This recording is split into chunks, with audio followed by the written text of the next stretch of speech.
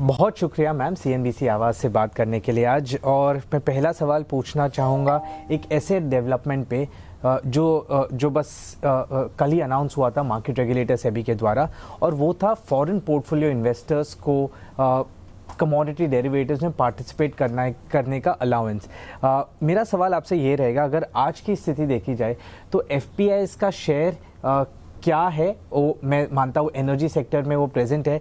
आज total turnover का share एफपीआईज का कितना है, और ये अलाउंस और रेगुलेशंस बनने के बाद आप इस पे कितनी बढ़ोतरी देखते हैं? क्योंकि गोल्ड सिल्वर जैसी अट्रैक्टिव कमोडिटीज ओपन हो जाएगी एफपीआईज के लिए, तो ये जो शेयर है करंट शेयर टर्नओवर का, वो किस पॉइंट तक जा सकता है आगे चलकर? हमारा अभी 1300 लाख करोड़ का फुल टर्नओवर है।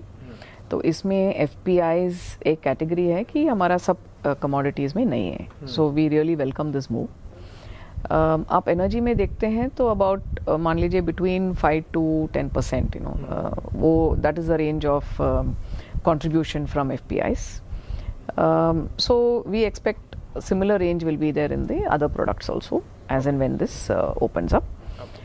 इसमें बहुत सारा चीज़ है। Of course it is they are not residents as FPIs, they are non-residents.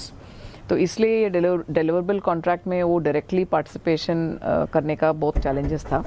I think ये सोल्यूशन बहुत एलिगेंटली रिजॉल्व करता है कि वो पार्टिसिपेट भी कर सकते हैं, at the same time delivery level तक नहीं आते हैं, so they don't get into what they have to do as in the country. Correct. And the position transfer mechanism is there. But market consultation hoga, and based on everybody's inputs, then we will await the final results. Okay.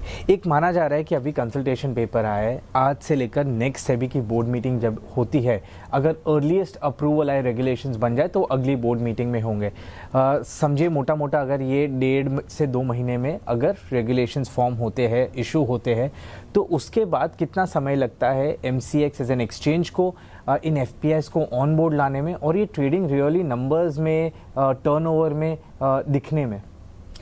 So FPIs तो है हमारा already onboarded energy sector में। So then for us internally that new segments में onboard करने के लिए उतना time नहीं लगेगा। But of course, I think based on this new opportunity opening, new FPIs also will be onboarded. And new FPI onboarding थोड़ा process लगता है, 6 to 12 months time लगता है new FPI onboarding के लिए। एक आखिरी सवाल इस कॉन्वर्सेशन का, एक तो कोल एक्सचेंज पे सेबी का अप्रूवल प्राप्त हो चुका है, क्या प्रोग्रेस है, कभी हम इसको ऑपरेशनलाइज होते हुए देख सकते हैं? दूसरा, न्यू कॉन्ट्रैक्ट्स की बात की जाए, आपने बोला कि ये कॉन्फ्रेंस में भी कुछ अनाउंसमेंट होगा न्यू प्रोडक्ट्स में, किस साइड में होगा, कैसी लिक्विडिटी है, इंटरेस्ट है उस साइड में जहाँ पे आप ये न्यू कॉन्ट्रैक्ट्स देख रहे हैं?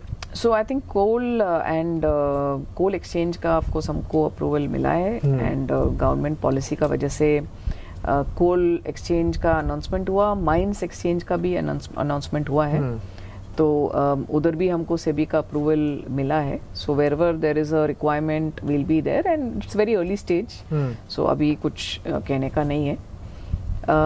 इन the conclave of course agri में there are contracts on MCX, mentha oil, cotton and cardamom. So there will be one contract that will be announcing tomorrow in the agriculture segment. Okay. So we'll await that. Thank you so much हमसे बात करने के लिए, और best of luck आपके सभी plans के लिए आगे चलकर। Thank you. All right.